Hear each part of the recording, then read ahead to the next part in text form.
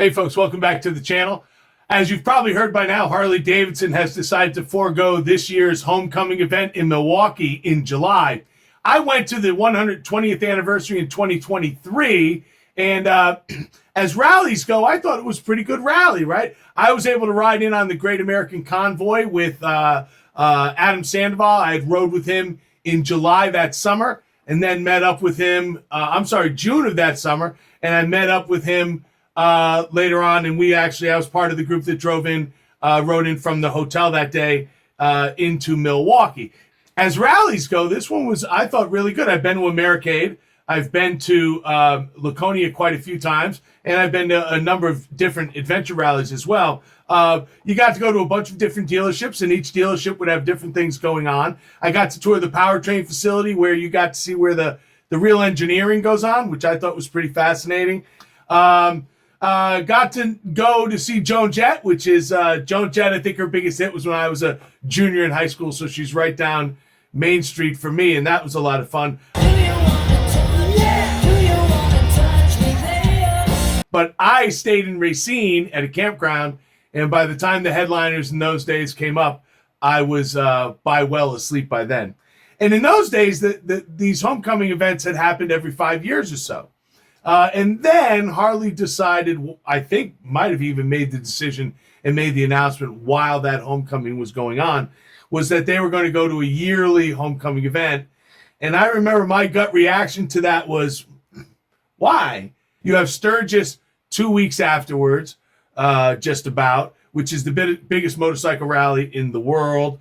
And you're asking folks to go to two different big, huge rallies each and every year. I couldn't imagine the idea was to compete with Sturgis, so I didn't quite get it. Moreover, Milwaukee is known as like the city of festivals. They have all these things going on all the time. And they have this huge music event called Summerfest.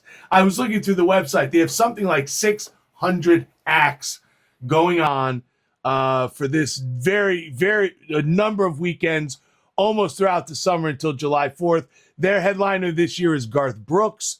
Did Milwaukee need another huge rally every single year? Did Harley-Davidson need a big, huge rally every single year? I was skeptical that they did.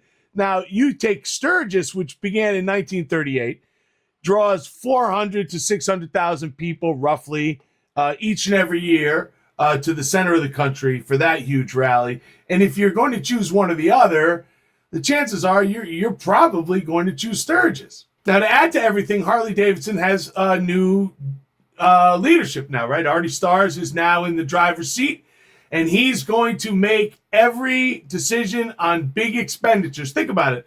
When I met my wife in the 90s, we would spend time going to her big corporate picnic. There'd be one day of the summer, there'd be a giant corporate picnic everybody would go to, and we'd have a grand old time.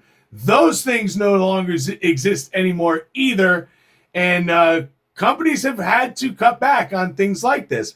So for Harley, you could still benefit. There's going to be hundreds of thousands of Harley riders going to go to Sturgis. Harley's going to get a ton of paid and unpaid advertising without having to pay for one barricade or one musical act.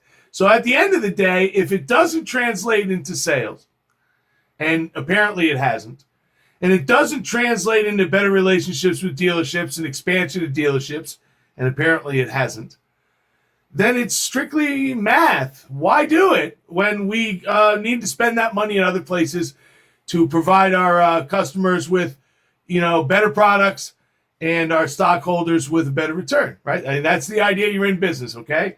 I think so.